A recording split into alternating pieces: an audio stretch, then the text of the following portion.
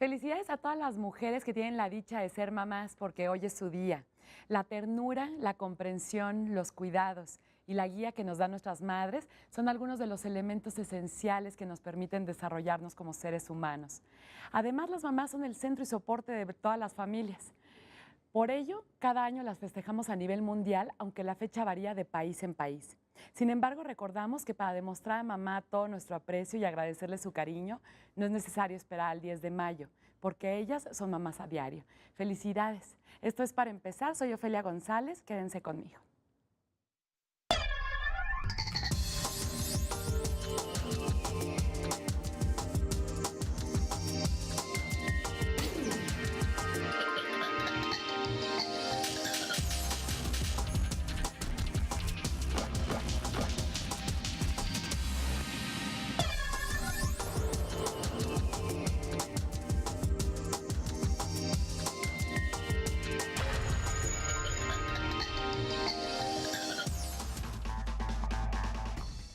En el almanaque de hoy, recordamos que el 10 de mayo de 1922 se festejó por primera vez en México el Día de la Madre a raíz de una convocatoria que hizo el periodista del Excelsior, Rafael Alducín, en abril de ese mismo año.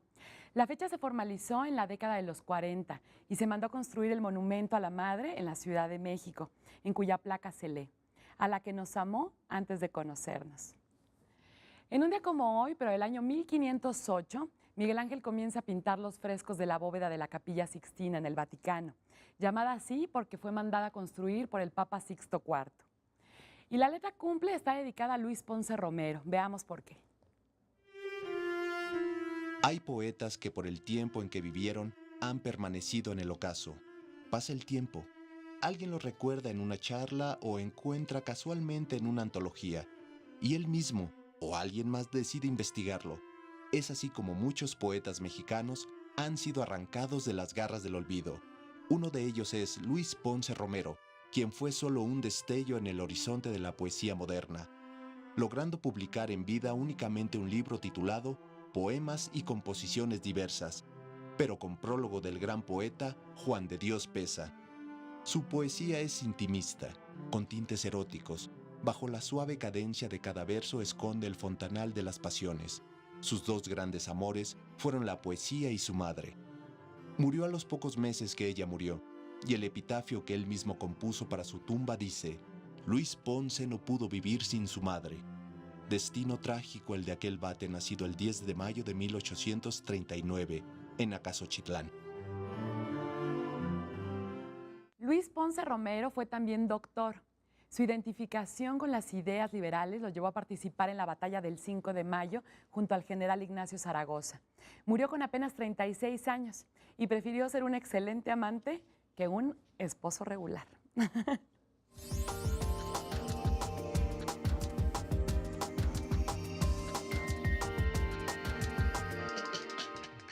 Ya está conmigo en el estudio Cassandra, que hoy, por ser el Día de la Madre, nos va a platicar acerca de los retratos que hacía el pintor holandés Johannes Vermeer, de su esposa embarazada. ¿Cómo estás, Cass?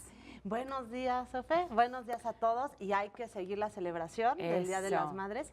Y por eso estamos de manteles largos. Sí, escogimos unas pinturas donde aparecen mujeres embarazadas. A ver, primero platícanos de Johannes Vermeer, para ubicarnos en el contexto de la época. Vermeer es un pintor holandés del siglo XVII. Nació en 1632, para que lo ubiquen bien. Ubicando. En Holanda, ¿sí? Se casó muy jovencito, a los 21 años, como se acostumbraba, y se casó con una chica católica, y él era medio protestante. Hay que acordarnos que en ese tiempo estaban las dos religiones ahí medio dando batallas. Entonces la suegra, pues como que no le daba como muy buena espina el matrimonio. Una serie de pintores, pues le dijeron: pues Vermeer es un buen tipo, déle permiso de casarse con su hija. Entonces, bueno, accedió al matrimonio, se casaron Johannes Vermeer con Catarina Bolnes, ¿sí? Y tuvieron juntos pues, toda su vida, tuvieron 15 hijos. O sea, era una familia bastante sólida. Sí, solo sobrevivieron 11 de los 15 hijos, ¿no? Que la verdad es un número grande. Cas, para cuando se casaron, ya Vermeer ya era pintor. Sí, aunque era muy jovencito, ya era un pintor. Todavía no había entrado, digamos, al gremio de los pintores. En esa época la sociedad estaba dividida así por gremios de panaderos, de pintores, de carniceros, ¿no? De cobradores. De los diferentes oficios. Ya después entraría al gremio de los pintores y de hecho se volvería como uno de los jefes, ¿sí? ¿Por qué, Cassandra? ¿Qué lo hizo tan importante? Pues mira, para empezar, era como distinta su pintura, estaba llena de detalles. En esa época, el estilo que se usaba de pintura era el costumbrismo, era pintar lo que ocurría dentro de las casas. Como justamente estaba esta pelea entre religiones, el arte religioso no era precisamente lo que estaba de moda. Entonces se pintaban retratos familiares, interiores de cocinas, cómo eran las reuniones de amigos, etcétera. Ya estamos hablando de la técnica del óleo. El óleo, sí. Okay. Y eran unos cuadros chiquititos, que eso es muy representativo de Vermeer, son cuadros muy chiquitos. Y que lo habíamos mencionado con otro pintor que también era Rembrandt, de las pinturas pequeñas que se relacionan mucho con los Países Bajos también, porque grandes lienzos eran difíciles de mantener. Sí, claro, porque llueve mucho, exacto, entonces hay mucha humedad. Pero entonces, ¿por qué vamos a hablar de mujeres embarazadas? Sí. Pues mira, si uno en su casa o en una biblioteca agarra un libro de historia del arte, va a notar que casi, o sea, va a decir, pues, ¿dónde están las mujeres embarazadas? Cuando, pues, había que, ¿no? Tenían que estar ahí, ¿no? Nacían niños todo el tiempo. ¿Y por qué no están ahí? Pues, fíjate que la maternidad no era precisamente un tema como muy común, salvo que fuera la maternidad de María, ¿no? En un tema religioso. No era atractiva todavía para todos estos pintores. Pero Vermeer, por 3 razones, pinta a su esposa embarazada. ¿Por qué? Una sería porque no tenía mucho dinero, entonces para contratar modelos, pues había que tener cierto nivel adquisitivo. Entonces pintaba a la gente que tenía a su alrededor. A la familia. A la familia. Entonces, como su esposa estuvo embarazada 15 veces, pues a la mala hora de que la ponía a posar para los cuadros, pues seguramente en varias ocasiones, pues ella parecía embarazada. ¿Esto cómo era visto para la época casi? No era común pintar embarazadas y él de pronto pues tenía a la mano a su esposa y la pintaba. ¿Qué empieza a pasar dentro del gremio? Fíjate que afortunadamente Vermeer era muy despreocupado de lo que estuviera de moda. De hecho, la suegra siempre le insistía, ay no, Johannes, por favor, échate un retrato de la familia fulanita para que ganemos dinero, ¿no? Sí, metiéndose hasta la cocina. Bueno, está bien, hago el retrato, pero yo lo que quiero es hacer un cuadro en mi casa. De hecho, casi todos sus cuadros fueron pintados dentro de su casa, en el segundo piso, con su esposa, con sus hijos, con gente cercana. Esos son los cuadros que más le interesaban a Vermeer. Y es donde aparece su esposa embarazada.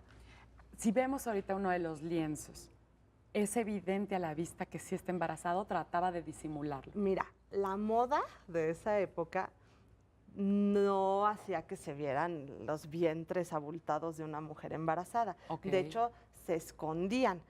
Ya después a esos vestidos que se usaban les llamarían guardainfantes, o sea, que no se viera el chamaco, ¿no? Que se guardara. Tenían eran como tipo princesa. Ándale, el talle muy arriba, de tal manera que caía toda la falda y entonces se escondía bastante el vientre.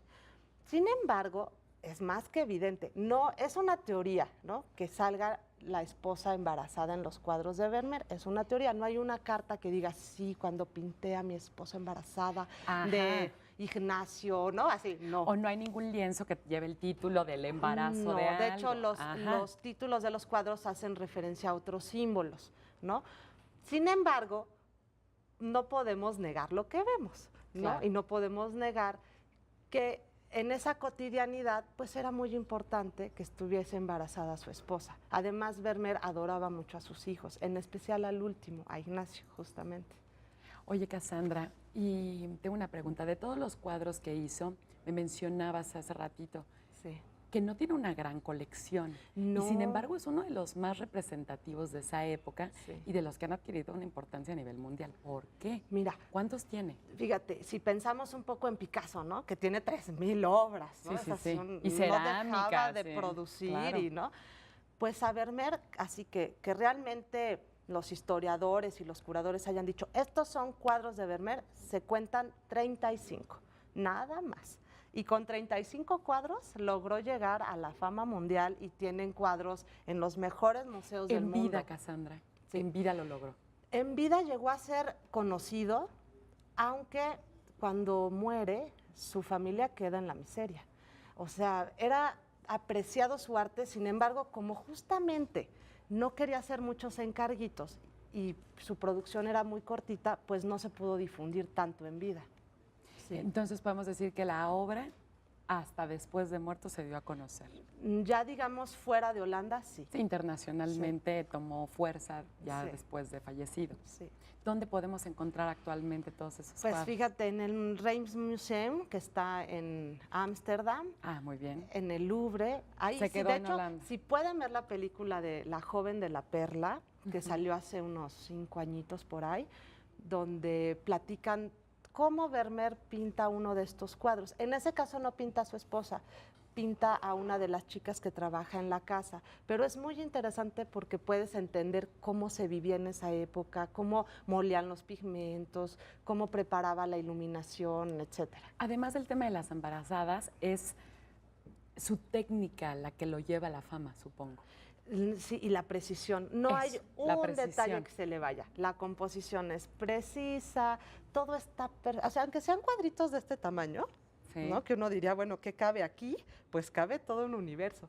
Y lo hace magistralmente. Todo está pensado, todo está pulcramente pintado, la perspectiva, el color, la iluminación, todos los detalles pictóricos son una obra maestra. Sí. ¿Con cuál te quedarías? Pues yo creo que con un cuadro que se llama La alegoría de la pintura, porque La alegoría de la justamente pintura. defiende el acto de pintar en ese cuadro. Eso. ¿Y qué te Sí. parece si nos subes ese cuadro de la alegoría de la pintura Sí. a la página de Facebook? Sí, para todas las mamás que nos ven, Ay, sí. muchos besos. Sí, muchísimas Gracias, gracias, Sofi. Cas. Y vamos a un corte, pero antes echemos un vistazo a Rumania, país europeo que hace 34 años proclamó su independencia. Ya regresamos. Rumania es un país del este europeo y un día como hoy, pero de 1977, declaró su independencia del Imperio Turco. Y aunque esta no fue reconocida sino hasta un año después, fue un importante paso a la autonomía nacional.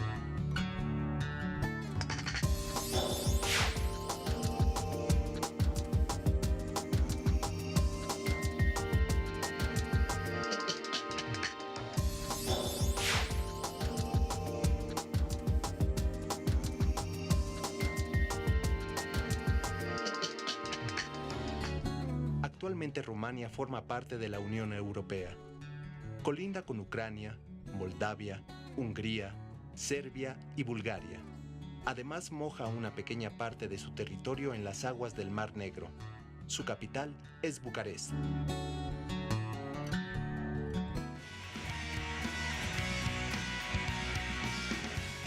Les recuerdo que tenemos teléfonos en el estudio 3601-8126 o la sin costo 01800-76-74883.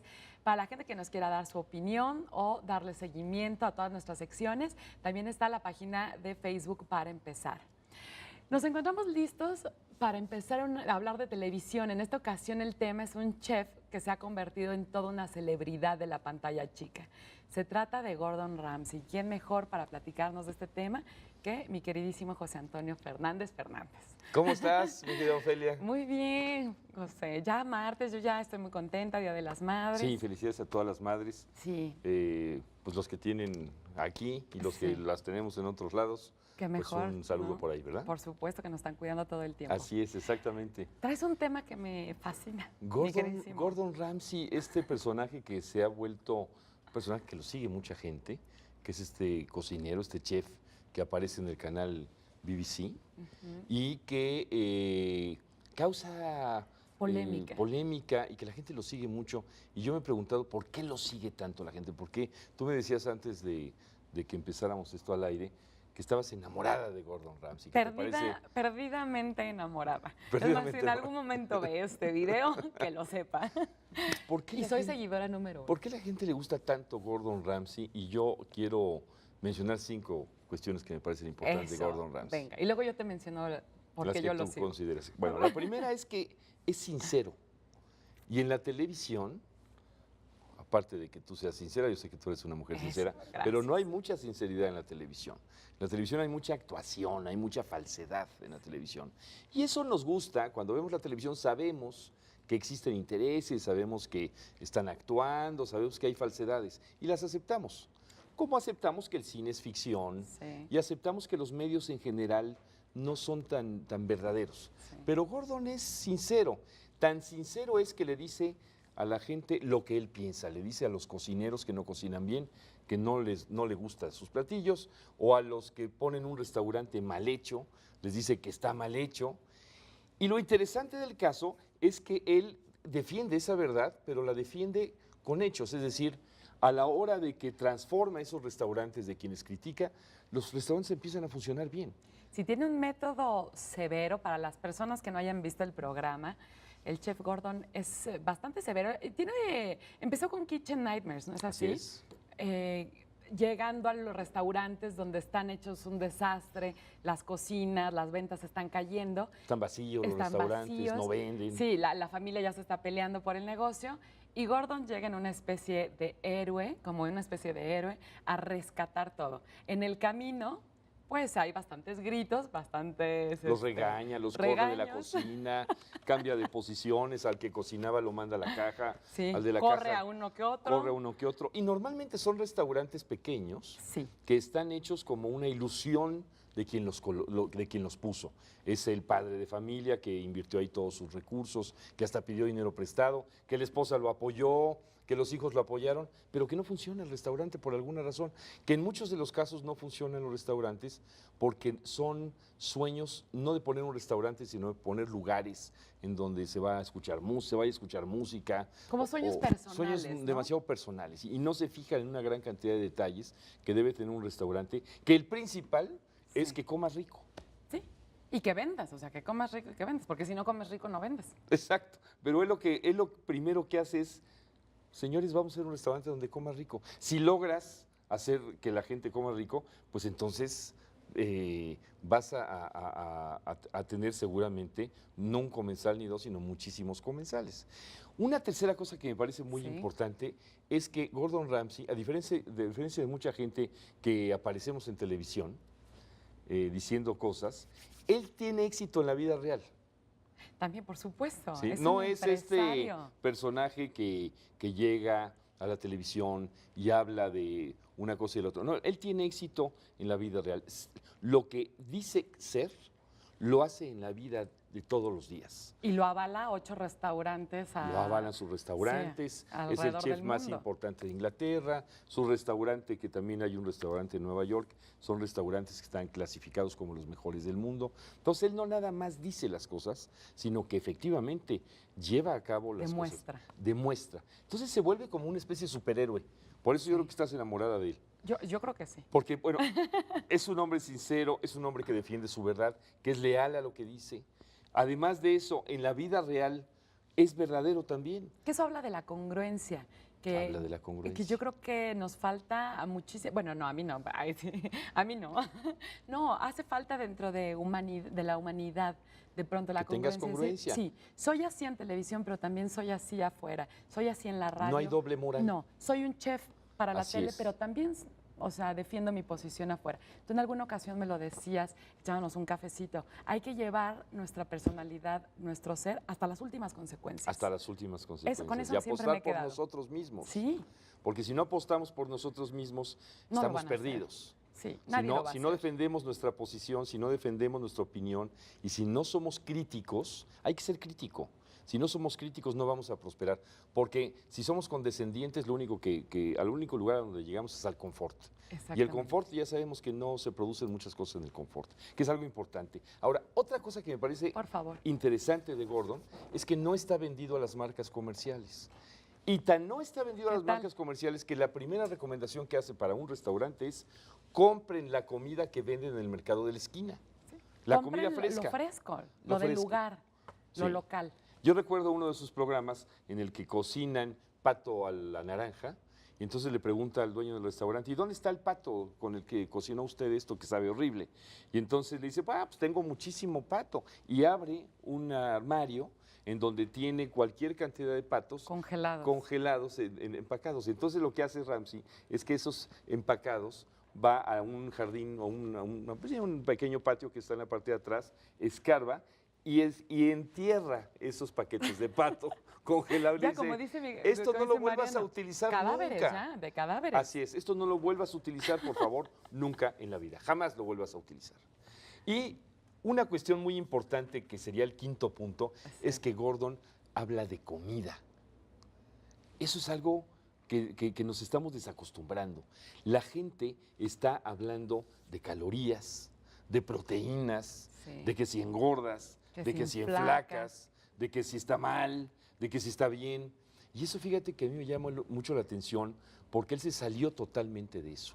Hizo su propia personalidad, habla de lo que quiere hablar, pelea por lo que quiere pelear, es absolutamente congruente, da recomendaciones que comas comida natural, te pide que comas la comida que venden en el mercado de la esquina y además de todo, habla de comida. Entonces Gordon Ramsay se volvió famoso porque sí tiene toda una filosofía y sí tiene todo un territorio que está defendiendo y además la gente se emociona al verlo, justamente por todas estas características y muchas más que seguramente otros televidentes, otras gentes que lo siguen lo puedan apreciar. Y fíjate, yo te voy a compartir a mí por qué me llama la atención, no solo Gordon, sino todo el programa, ¿no? Porque bueno, aparte ya ahorita tiene como 5 programas y todos maravillosos.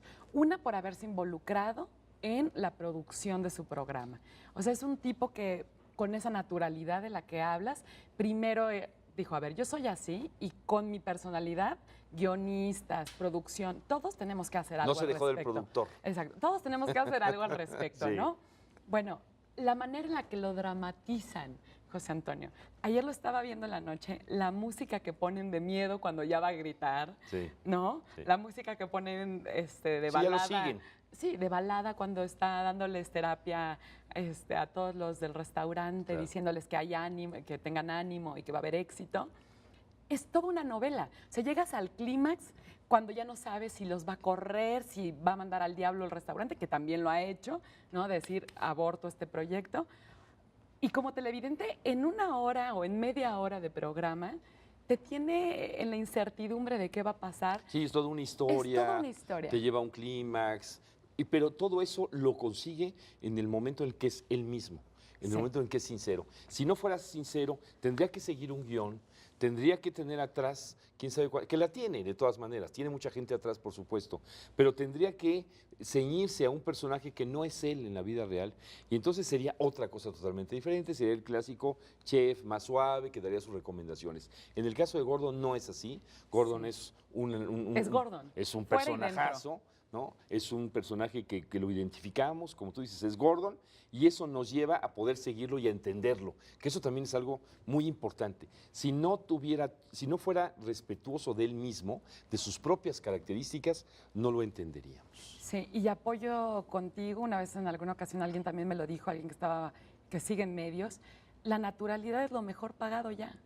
O sea, la naturalidad es lo mejor pagado. así estamos es. tan carentes de pronto como sociedad a ver eso, que cuando nos dan una probadita, como en el caso de Gordon, la tomamos, nos quedamos con la opción y lo seguimos. Y no hay que tenerle miedo a la crítica, que yo lo digo aquí mucho. Sí. Hay que criticar, hay que poder también autocriticarse, pero sobre todo criticar y escuchar. Y doy 2 recomendaciones Por antes de irnos, favor. ¿se vale? Claro. Ahora que fueron los Arieles, que está aquí Gustavo García, aprovecho, Gustavo García. Hay que ver El Infierno, por supuesto. Muy bien. Yo recomiendo ampliamente El Atentado, sería bueno que Gustavo lo comentara, es una película muy especial. Y bueno, por supuesto, yo también recomiendo Hidalgo, la historia jamás contada, y me gusta la película. Abel también me parece muy interesante. Hay que ver esas películas ganadoras del Ariel, Muy son bien. películas mexicanas, las 4 buenas películas. Yo me voy a ir por Abel este fin de semana. Muy bien. Muchísimas gracias, Gracias, José. Ofelia, y gracias. Felicidades a las madres. Sí, claro que sí. Vamos a un corte y ya volvemos. Esto es para empezar.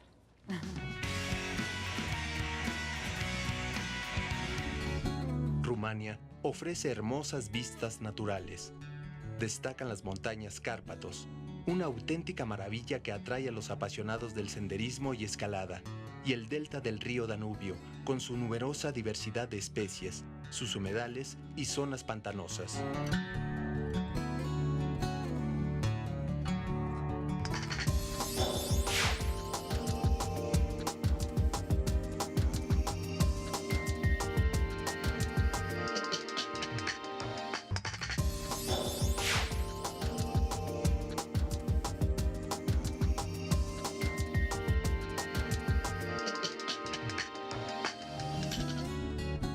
Además de su impresionante naturaleza, Rumania tiene un gran atractivo cultural.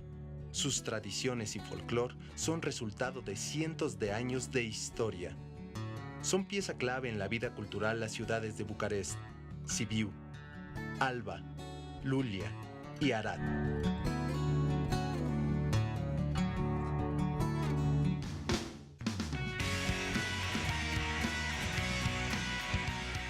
Ya estamos de vuelta.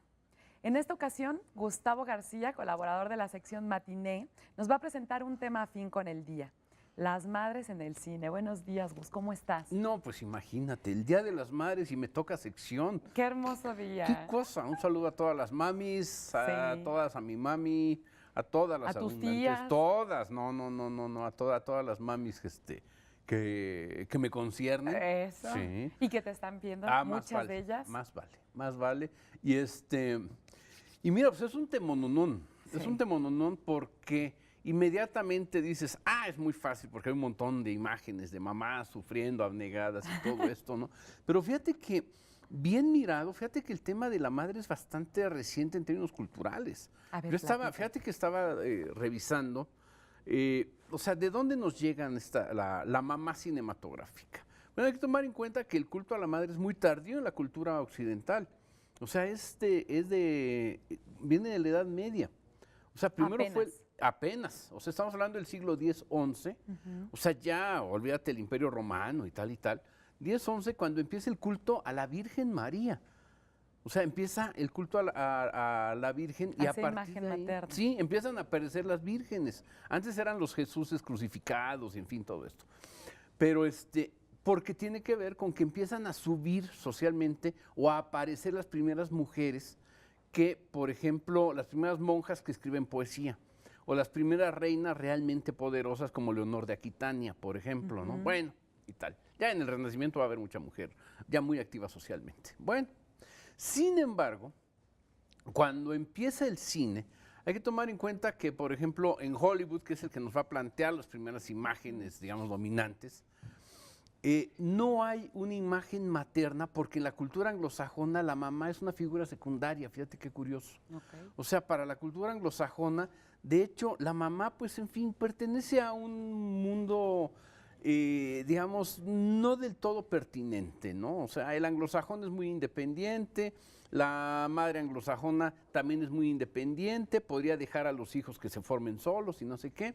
Y entonces, si ves, por ejemplo, en los años 20, que en donde todavía Hollywood es muy anglosajón, en El Chico, que digamos sería una de las grandes películas sobre relación niño-adulto, es Chaplin el que es el padre, ¿no? Y es un padre, digamos, sustituto, porque encuentra al niño porque la madre lo ha abandonado. Es muy común en la cultura anglosajona, al contrario, esto de la madre abandonando al hijo. Fíjate. Desde los 20, Gustavo. Desde los años 20 ya tenemos eso. Qué ¿Cuándo interesante. cambia eso? Cuando el cine lo empiezan a hacer los inmigrantes. Cuando aparece, por ejemplo, en El Cantante de Jazz, ya tenemos, por ejemplo, la relación de un hijo judío con una madre judía. La madre judía, la madre inmigrante, al contrario, es muy posesiva, muy preocupada del grupo, ¿no? Vienen de huir del pogrom y todo esto. La familia es mucho más nuclear que la familia, la familia norteamericana convencional. Y así lo vamos a tomar en México. O sea, es como una evolución que plasman en el cine de la imagen materna y de cómo se vivía en diferentes lugares. Así es, pero tenían que llegar los inmigrantes para empezar a darle forma a esta figura. Fíjate que reciente, estamos hablando de 1827, cuando tenemos ya las primeras verdaderas madres abnegadas, cariñosas, que en el caso mexicano vamos a tener un caso límite, por ejemplo, lo que estamos viendo ahorita, que es Nosotros los Pobres, en donde Ismael Rodríguez buscaba siempre figuras familiares un poco patológicas. Entonces, aquí, ¿qué tienes? Fíjate, tienes una madre prostituta que está pidiéndole perdón a una madre paralítica. Enferma, sí. Paralítica, Es que una no tragedia habla. espantosa. Es tremendo que las dos han dado como producto a una niña chantajista que habla hasta por los codos, ¿no? Que realmente es una pesadilla la chachita, ¿no? y tal. O sea, imagínate nada más, o sea, tienes una genealogía de la patología materna, ¿no? O sea, es realmente tremendo. Y lo hacía con toda conciencia don Ismael. Don Ismael, la imagen materna, jugó mucho con la imagen materna. O sea, por ejemplo, pensemos en los tres huastecos. En los tres huastecos, el más bronco de todos, ¿no? Resulta que es mamá, papá de una niña que se cree niño, de la tucita, ¿no? A la que entretiene dándole la pistola para que la ponga abajo de la almohada. Las mascotas de la niña son la víbora y la tarántula, ¿no? Qué buena película. No, pues es una joya, Pero date cuenta de cómo Ismael Rodríguez le gustaba invertir los roles. Por ejemplo, bueno, en Los Tres García, la imagen de la abuela, ¿no? O sea, esta abuela que ha criado a estos tres modelos de mexicanos que son el macho edípico, el charro poeta, ¿no? Y el otro que es una especie como de hacendado rarísimo y tal, ¿no? Bueno, originalmente en el guión original de Fernando Méndez era un abuelo, porque de hecho estaba basado en una familia real. Pero fue Ismael Rodríguez el que dijo, si lo convierto en mujer es más interesante, porque es más interesante que una mujer controle a tres machos. Claro, y para la época también. No, pues imagínate, estamos hablando de mediados de los años 40. Claro. O sea, estamos en una época en donde... Bueno, que el matriarcado yo creo que se ha dado de manera oculta, Gustavo. Claro, pero no se reconocía. No se reconocía. No se reconocía. En películas como Cuando los hijos se van, al contrario, era Fernando Soler la autoridad, sí, y entonces no Sara García, ¿no?, lloraba, ¿no? Y cuando oía que Emilio Tuero le cantaba en el radio, se abrazaba al radio, pero llegaba el usurero y se llevaba todas las cosas y empezaba a jalonear el radio con Sara García, y ella, es mi hijo. Entonces, no, es un radiofilco, señora, no es su hijo. Y así, o en Una familia de tantas, por ejemplo, igual era Fernando Soler como la gran autoridad, que decía con quién te casabas, La madre estaba siempre en la cocina, ¿no? Oye, y aquí me surge una pregunta. Ajá. En la vida personal de Ismael Rodríguez, ¿realmente cómo era la figura materna? ¿Algún día supiste? Muy fuerte. No, fíjate que yo, de hecho, don Ismael me contó sus memorias, ahí las tengo, tengo sus memorias. ¿Hay un día comparten? Sí. Y entonces realmente quería mucho a su familia, era una familia muy sólida.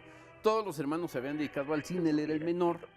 Y entonces, pues, él aprendió cine, pues, viendo a sus hermanos haciendo cine, pero el verdadero talentoso era él, ¿no? Sí. Entonces, mira, por ejemplo, ahí tenemos otra gran escena de La Oveja Negra. O sea, se está muriendo Viviana. Viviana es la mamá de Pedro Infante, esposa de Fernando Soler.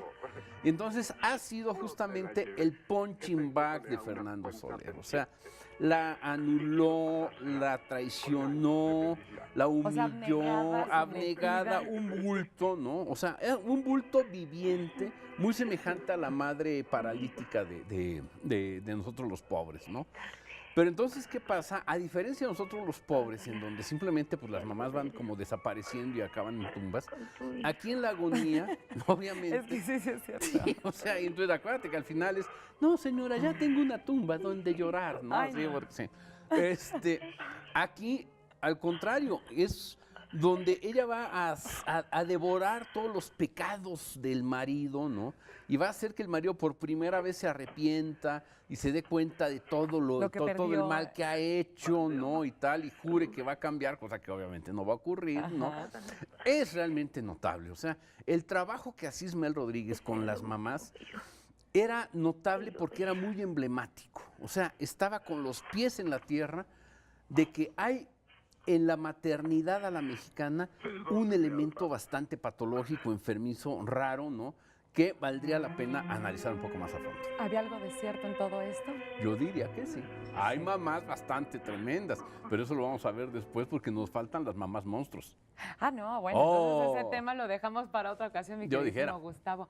Pero qué bueno que nos diste esta probadita de cómo vamos evolucionando en el tema de las mamás en el cine. Muchísimas gracias. No, hombre. Ustedes no se vayan, vamos a un breve corte y ya regresamos. Bucarest, la capital rumana, en primavera brinda un escenario único y de gran color. El Patio Viejo, el Palacio del Parlamento, el Arco del Triunfo o la gran variedad de museos son lugares que no pueden dejar de visitarse.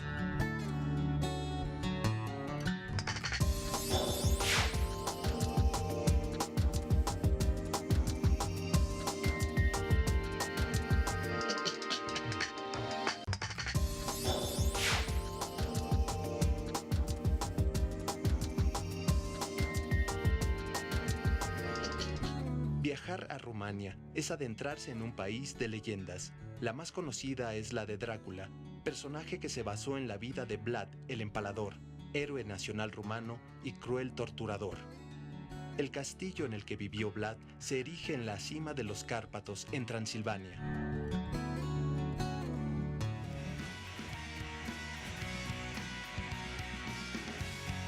Estamos de vuelta con Gustavo García, que nos está comentando cómo ha transcurrido la historia y la imagen de la madre a lo largo del cine. Gus, vamos a pasar de Ismael Rodríguez a otro mundo. Otro mundo. Porque mira, yo creo que las mamás, tal como las planteaba Ismael Rodríguez, aunque tenían esta cosa así patológica y monstruosa, yo creo que a la hora de la hora a muchas mamás les gusta eso. El papelote. Uy, así, después de todo lo que yo he hecho por ti, ¿no? Así me pagas todos mis Yo que te di la vida. desvelos, ¿no? Exacto, los mejores años de mi vida. Y que Yo- también seguramente retomaban del cine esas frases. Pero claro, el iban al- modo de chantajear. Sí, iban al cine para sacar marco teórico, ¿no? Pero por supuesto, para sacar frases así pegadoras, ¿no? Sí. Es la cruz que he de cargar, ¿no? Y no, es maravilloso. Bueno, pero eso gradualmente, al mismo tiempo, porque los cineastas y la cultura tampoco son ingenuos, se iban dando las mamás, digamos, monstruo, ¿no? O sea, las mamás que realmente eran capaces de todo, ¿no? Con tal de sacar adelante una familia, ¿no? Entonces aquí, por ejemplo, tenemos uno de los grandes monumentos, los hijos que yo soñé, con la mamá pesadilla, o sea, Libertad Lamarque. O sea, Libertad Lamarque, ¿qué onda? Libertad Lamarque, argentina, que todos sabemos que vino huyendo de Evita Perón, porque Libertad Lamarque era una gran diva desde los años 30, había abofeteado a una extra en un estudio cinematográfico, Vámonos. diciéndoles una canalla, le dijo de todo, cosas, palabras muy fuertes. Años después, esa extra era Eva Perón. No me digas Y entonces eso. esta jálate y aterriza en México. Me encanta que nos cuentes cosas. Y aquí tuvo que hacer carrera, ¿no? Bueno, y entonces ya para entonces ya era la mamá gimoteante, la mamá que no había tenido hijos, la que la que era loca y en consecuencia siempre era una niña, ¿no? Entonces no tenía maldad en su corazón y tal, era una pesadilla. Bueno, aquí resulta que es una mujer que recoge niños, así como Mia Farrow, ¿no? O como Angelina Jolie, entonces pepena niños por todos lados, pa. Y entonces anda todo el tiempo pidiéndole a los curitas y así a Enrique Rambal y a todos, oiga, suéltenos lana porque ya tengo muchos niños. Y en vez de que le digan, señora, ya deje de pepenar niños, todos, está bueno. Los niños van creciendo y se convierten en Enrique Guzmán y Angélica María, una bola de tipos, ¿no? Que al final le van a cantar Adiós, Mariquita Linda, ¿no? Que era la canción que a ella más le gustaba. Es miel pura, es melcocha desatada. Eso en los años 50, en los años 60, cuando ya estábamos en el rock, cuando ya estaban los Beatles, cuando ya había rebeldes sin causa, cuando ya estábamos, habían matado a Kennedy, se había muerto Marilyn, ya se había deschavetado el pobre de James Dean, y aquí la juventud mexicana le cantaba Adiós, Mariquita Linda a Libertad Lamarque. Y seguía teniendo buena aceptación. ¿O ya no? Regular. Era un cine que no aceptaba que el mundo estaba cambiando y que México estaba cambiando. Se querían quedar en la época de los charros todavía. En seguir todavía en la idea de la madre abnegada, que no sé qué, cuando que la madre socialmente ya había cambiado.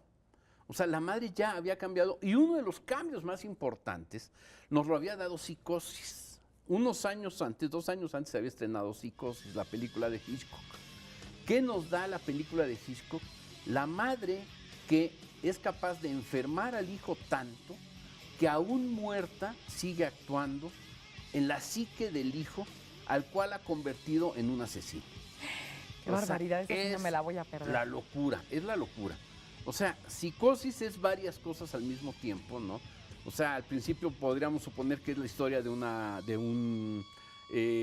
ladrona que cae en un hotel y ahí es asesinado por una mujer, porque lo que vemos es una mujer, la silueta de una mujer con un cuchillo que la asesina en la regadera y que sale corriendo y luego entra el hijo y dice, mamá, sangre. Que Y no sé con qué. eso te empiezas a quedar. Exacto. Lo que no sabes es que la casa que estamos viendo ahí, que es en donde está justamente todo el secreto, reproduce las instancias psíquicas. Es decir, hasta arriba está la habitación de la mamá. En medio, digamos que está y es una habitación muy bien acomodada, muy linda y tal. Abajo está, digamos, a nivel suelo, la vida cotidiana, la cocina y todo eso, y de ahí te vas al hotel, no hay bronca. Pero hay un sótano. Y en Ahí el sótano está descubres lo que más en el perverso. sótano está el cadáver de la madre. O sea, tú Claro, vas... que también estaba en el subconsciente del asesino. Claro, está, sí, o sea, Qué impresionante. es yo, ello y super yo funcionando perfectamente. A partir de esa película, a partir de una película en donde te dicen una madre muerta es capaz de engendrar asesinos seriales, cambia la imagen de la madre. Y también Para cambió. bien. Y sí, cambió para bien. Y también cambió para nosotros en México. ¿O cuánto tiempo nos tardamos? Hemos Gus? tardado mucho porque la propia imagen de la madre los cineastas la han tenido un poco relegada. Ok. Si tú te fijas, incluso películas como Abel más bien se refugian en... las películas ahora se refugian más en el niño, ¿no? O sea, el niño que cumple las funciones del adulto, como el caso de Abel, como el caso de la misma Luna, ese tipo de cosas. Entonces la mamá ha estado un poco relegada y yo creo que es injusto.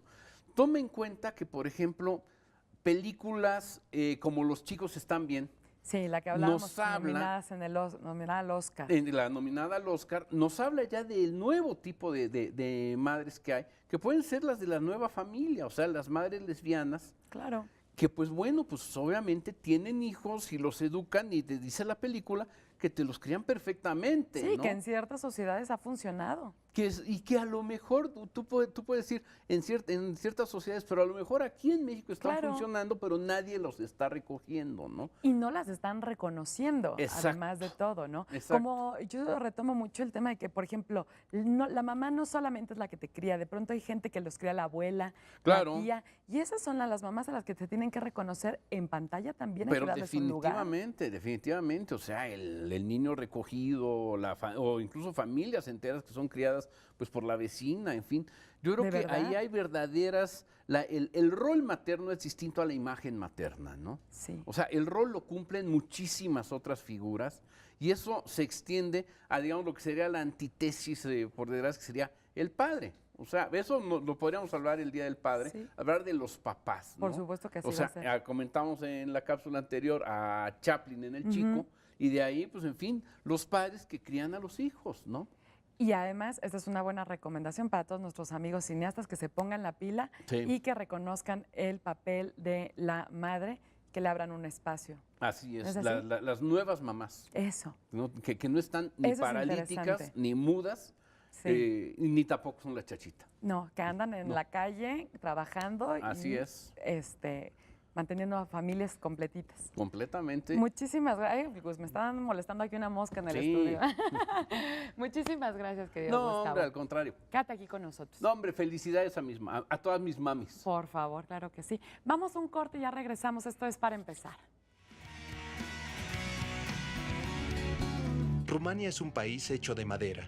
Sus ricas tierras de bosques permiten los más hermosos objetos tallados en este material. Las casas, iglesias y muebles de madera están presentes a lo largo de todo el territorio rumano.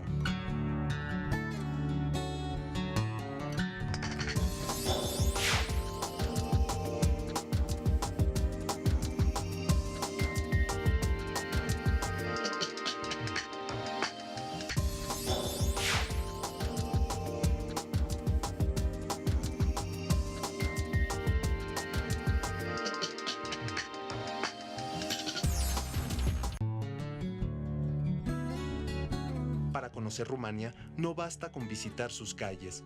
La cocina rumana es un reflejo de su cultura. Los platos más populares son la mamaliga a base de maíz y el sarmale, de carne y verduras. Además, el país destaca por la calidad de sus vinos.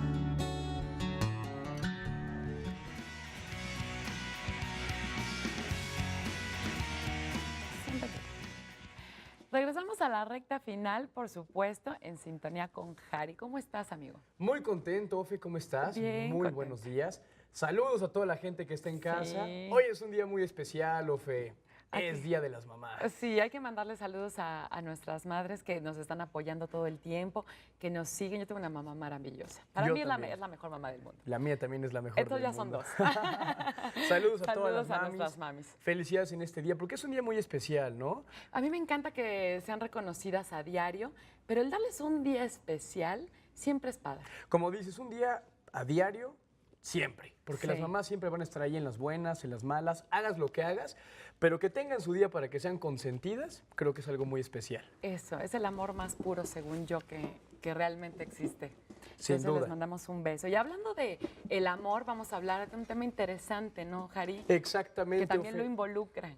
Totalmente lo involucra y qué bueno que lo mencionas porque esta semana vamos a hablar acerca de algo que es muy importante. Tú sabes, como ya les he platicado en ocasiones anteriores, que acoplamos la palabra música a todo. Sí, ya se ha sido. Exactamente. Y esta semana lo vamos a acoplar a la poesía.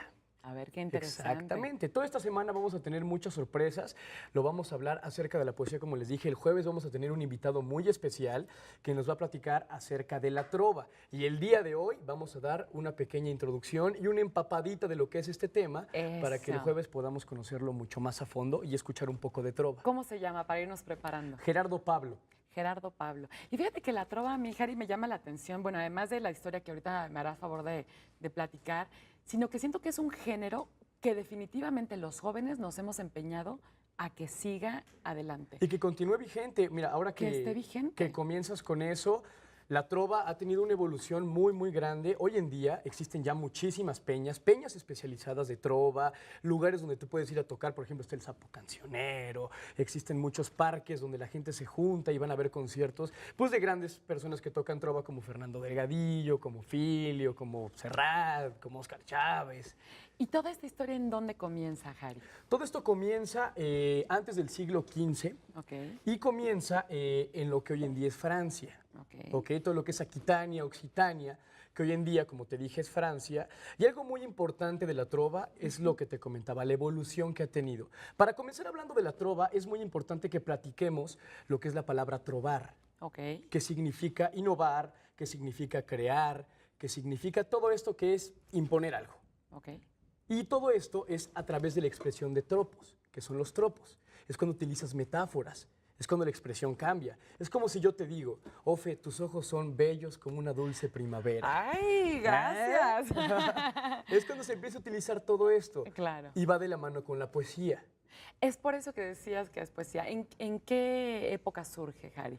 Surge en toda la época medieval, justamente lo que comentaba Gustavo el bloque anterior, que es muy importante, y Sí. qué bueno que lo comentó antes, porque de aquí es donde podemos también arrancar sobre esto. Comienza en esta época y es algo muy importante porque la poesía en ese entonces se da totalmente a todo, ¿no? Existía la poesía al amor, a la guerra, en ese entonces también se utilizaba la trova, por ejemplo, para los funerales, y se utilizaba mucho para lo que es el amor cortés. Podemos decir que los jóvenes empiezan a encontrar una forma, una manera de expresarse por medio de escribir y aparte le ponen música. Sí.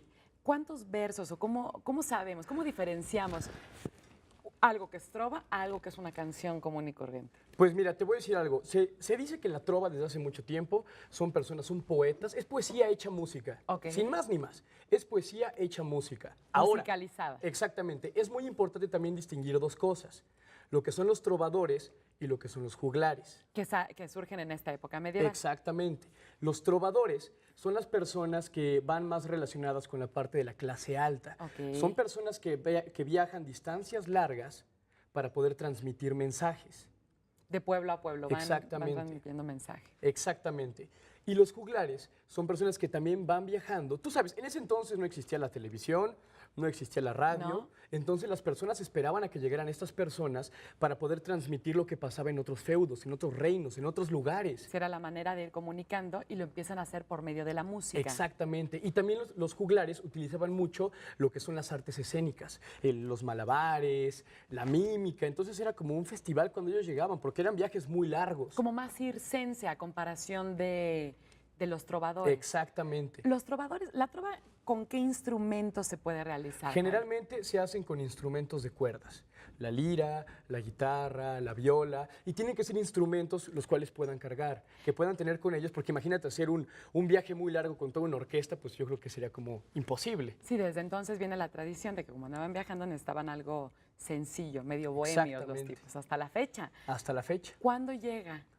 Pues, como A te dije, México. ha evolucionado Ujú. O a muchísimo y Latinoamérica. ha existido muchísimo. Y esto también ha evolucionado con rasgos característicos de la sociedad. A ver, claro. Ahora, Al por parejo, ejemplo, ¿no? Exactamente. Por ejemplo, en los 60s, en el 68, muchos jóvenes se inspiraron muchísimo en la trova. Decían, órale, ¿por qué? Porque existen diferentes tipos también de trova. Como te dije, cantan al amor, cantan a la guerra, cantan a la paz, cantan absolutamente todo. A todo lo que está viviendo la juventud sociedad. como sociedad. Y de aquí también puedo abrir la puerta de los diferentes tipos de trovadores que existen. A ver, platícame eso, no Por sabía. ejemplo, te voy a platicar algunos que son mexicanos, como Alejandro Filio, como Fernando Delgadillo.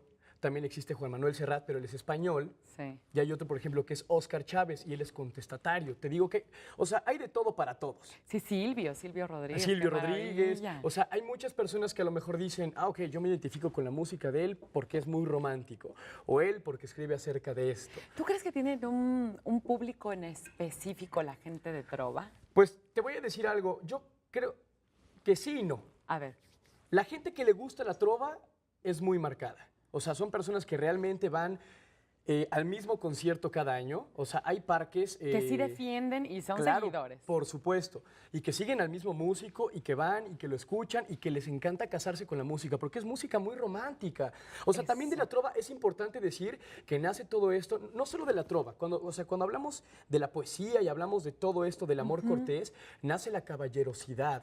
Toda esta parte cuando las personas van y cantan al pie de tu ventana y te llevo la serenata. De los amantes a la antigua. Exactamente, de los Como dice caballeros. una canción. Y como en ese entonces el amor era un amor muy prohibido o el amor no era tan fácil, nace la tendencia a que los amores fueran platónicos, a que el hombre deseara a la mujer, entonces tenía que cortejarla. Y entonces por eso mejor plasmo todos mis sentimientos en un papel, Exactamente. los hago pues si les pongo música. También podemos irnos a la parte de Shakespeare, a la parte de Romeo y Julieta. O sea, ahí podemos ver también cómo se habla acerca de la poesía, acerca de las serenatas, acerca de todo eso. Y que yo creo que es una parte que no debemos dejar perder, sobre todo aquí en México que tenemos maravillosas serenatas con los mariachis, que también hablaremos de ese tema en otro caso. Eso ya llegará, pero sí. Y Jari, ¿tú tienes alguna canción en específico que te guste de trova, algún trovador? Hay muchísimas, pero fíjate, las que se me vienen a la cabeza en este momento son tres en específico, las voy a ver. decir rápido, por el Día de las Madres. Eso. Hay una de Juan Manuel Serrat, que se llama Señora de Serrat, que es poesía pura, porque es una canción que le hacen a las suegras. Mira qué interesante. Es el joven cantándole a su suegra, agradeciéndole haber hecho a su hija de la manera que la hizo, Ay, porque qué se pudo bonito. enamorar de ella. ¡Wow! Está increíble. Sí, qué bonito. Habrá que escucharla. ¿Cómo se llama? Señora. No, Señora de Serrat. Señora de Serrat. También está otra de Filio, que se llama Despierta. Esta canción, por ejemplo, me gusta mucho porque canta con su hijo. Entonces, es ver desde dos puntos diferentes a la misma persona, como madre y como esposa. Eso está como mujer. interesante. Padrísima también. Y hay otra de Fernando Delgadillo que se llama 10 de mayo, que habla acerca de todos los recuerdos que tiene una persona acerca de su madre. Ya sabes, recordando los festivales de cuando eras joven, Sí. de cuando tu mamá estaba contigo. Entonces, la trova es increíble porque te despierta todos los sentimientos que alguien puede llevar desde el corazón y poder expresarlos a través de la música. Es simple poesía. Y yo creo que hay que apoyarla. Nosotros como jóvenes, de verdad, a veces le tenemos miedo a ir a las peñas o le tenemos miedo al género porque no lo conocemos, porque nos da pena lo romántico, pero no, es Claro una que buena sí. manera de rescatarlo. O muchas veces solo nos casamos con lo que es popular, con lo que nos presentan muchas veces en todos lados, pero es bueno rascar, contestando la Eso. pregunta que me hacías hace rato, rascar, conocer, involucrarnos y a lo mejor conocer música que va de la mano con el corazón 100%. Y miren que se los está diciendo alguien que está a la vanguardia en el tema de la música Sin duda. a diario. Muchísimas gracias, mi queridísimo Muchas Jari. gracias. A ustedes también muchísimas gracias por habernos sintonizado el día de hoy. No me resta más que mandarles un abrazo a todas las mamás que nos están viendo. Y recuerden que tenemos una cita puntual el día de mañana a las 8:30 aquí para empezar. Soy Ofelia González. Hasta la próxima. Te amo, mamá. Yo también.